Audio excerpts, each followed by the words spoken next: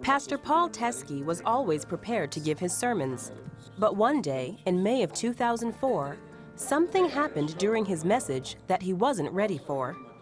About 3 or 4 minutes into my talk, as I'm moving back and forth, I went to transfer my weight to my left leg, and as I did, I couldn't put any weight on it. It was like a light switch had gone off, and it was completely useless. It was just hanging there like a sack of potatoes.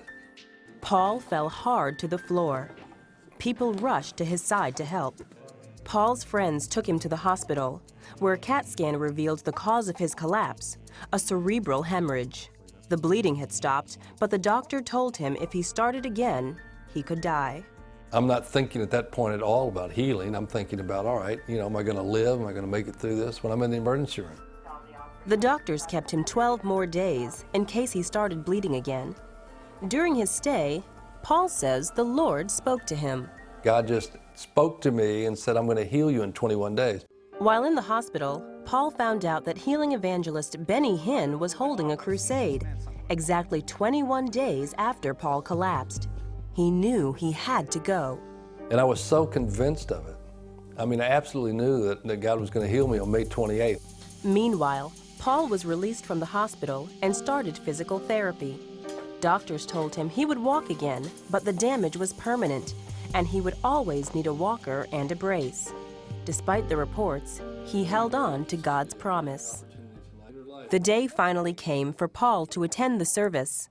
Paul says he got what he came for. I'm standing, I start to shake. I felt like I was just, my body started to vibrate. And River said, what's going on? I said, I think God's healing me. Then, out of thousands gathered, Pastor Hinn invited Paul and his wife Rivers to come up on stage, where he prayed for them. I was completely restored. I was playing golf. I mean, my life was completely healed. 5 years have passed, and Pastor Teske is still going strong. No walker and no brace. He even prays for others around the world. The last 5 years, my wife and I have literally seen thousands of people healed. From Iceland to India, from Israel to China, from Norway to you name it.